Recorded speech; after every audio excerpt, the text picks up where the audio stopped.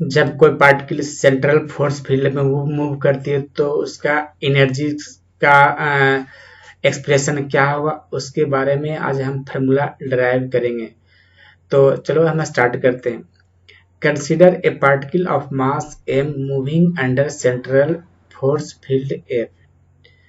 When particle move in a plane, then force F on acting on particle is F is equal to Fr plus F theta, where Fr is force in radial direction and F theta is force in transverse direction.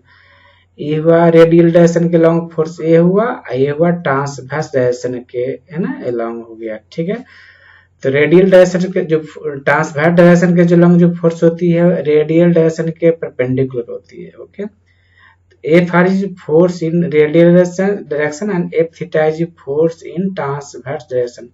In central field motion force always acts towards and away the centre of path. ठीक है, जब attractive force रहती है तो क्या होता है, centre की ओर ऐड करेगा, और है ना, जब रिपल्सिव फोर्स रहेगा तो क्या करेगा, सेंटर से अवे फोर्स ऐड करेगा।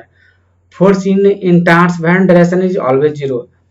ठीक है, सेंट्रल फील्ड मोशन में ट्रांसवर्स डायरेक्शन में जो फोर्स होती है उसका वैल्यू हमेशा जीरो होता है। ठीक है, तो हम इसको इस तरह लिख सकते हैं, एफ थीटा क्या हो जाएगा, जीरो हो जाएगा। तो एफ इक्वल टू लिख सकते हैं, फोर्स जो ऐड करेगा उस पार्टिकल पे वो क्या होगा, केवल है ना रेडियल डायरेक्शन में ऐड करेगा। क्या करेगा, रेडियल डायरेक्शन में ऐड करेगा। तो इसका मॉडुलस लेंगे तो क्या हो जाएगा, F equal to F of R. ठीक है, ओके, चलो हम इसको आगे बढ़ते हैं।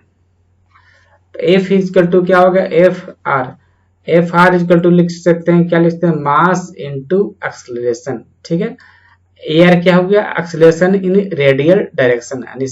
ठीक है, we know that radial radial acceleration are equal to R पे double dot minus R theta dot का स्क्वायर होता है। ठीक है, ये रेडियल डायरेक्शन का फॉर्मूला होता है, रेडियल एक्सेलरेशन का फॉर्मूला होता है। ठीक है, कौन होता है, बहुत इंपॉर्टेंट फॉर्मूला है।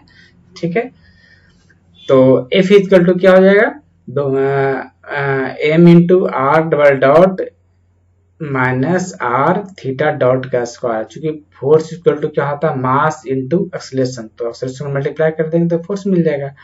इसको ब्रैकेट ओपन करेंगे तो क्या हो जाएगा, M R double dot minus M R theta dot का स्क्वायर। इसको इक्वेशन हम 1 मानते हैं। ठीक है, angular momentum of the particle given by, angular momentum J का फॉर्मूला होता है M R square theta dot. ठीक है, इसलिए थीटा डॉट क्या हो जाएगा, J by M R square.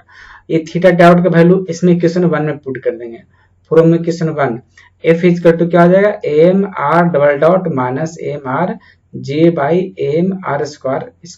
इसको सिंप्लीफाई करेंगे स्क्वायर के, तो क्या हो जाएगा, F equal to M R double dot minus J square 2 M R Q. इसको इक्वेशन हम 2 मानते हैं। ठीक है, हम जानते हैं कि सेंट्रल फोर्स क्या होता है, कंजर्वेटिव फोर्स होता है। ठीक है, तो कंजर्वेटिव फोर्स में क्या होता है, negative of potential gradient equal to force apply on that body होता है। ठीक है, तो एफ इक्वल टू क्या हो जाएगा, minus D upon D you, minus D U upon D are.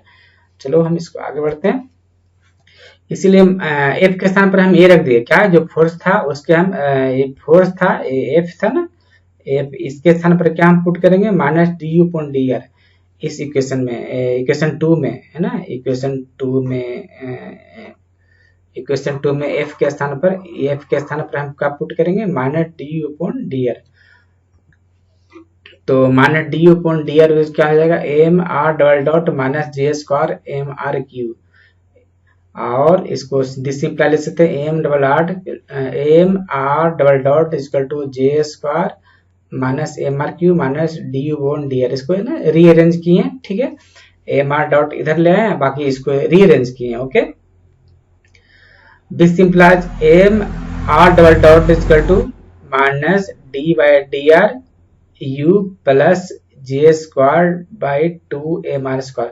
देखो इस टर्म को हम डिफरेंशिएट करेंगे तो पुनः ये आ जाएगा ना, इसको इस फॉर्मूले की है ना, ये ऑपरेटर लगाए, कौन लगाए, डी बाई डी आर क्या लगाए, minus D by D operator लगाए, इसको पुनः इसको डिफरेंशिएट करेंगे तो ए लेटर मिल जाएगा। ठीक है, तो इसका मतलब इसको इस फॉर्म में लिख सकते हैं। ठीक है, आप दोनों साइड क्या करते हैं, आर डॉट से मल्टीप्लाई करते हैं, multiply both side by R dot. ठीक है, तो M R double dot into R dot equal to क्या हो जाएगा, minus D by D R U plus G square by 2 M R square R dot. ठीक है, आर डॉट को हम लिख सकते हैं D R by D T लिख सकते हैं। ठीक है, तो इसको है ना, इसको देखो D R by D T क्या आ जाएगा, डी आर कैंसिल आया था, चेन रूल के अनुसार क्या लिखेंगे, इसको minus D by D T लिखेंगे, U plus G square by 2 M R square. ठीक है, ओके, और इसको देखो M R double dot R dot, इसको हम किस तरह लिख सकते हैं, D by D T half M R dot square, इसको हम डिफ्रेंशिएट करेंगे तब पुनः ए वाला टर्म आ जाएगा। ठीक है, ओके, तो इसको लेफ्ट साइड में सभी को ले आए है ना, लेफ्ट साइड ए वाला टर्म को इधर क्या किए, लेफ्ट साइड में ले आए, लेफ्ट साइड में ट्रांसपोज कर देंगे, क्या आ जाएगा, half M R dot square plus J square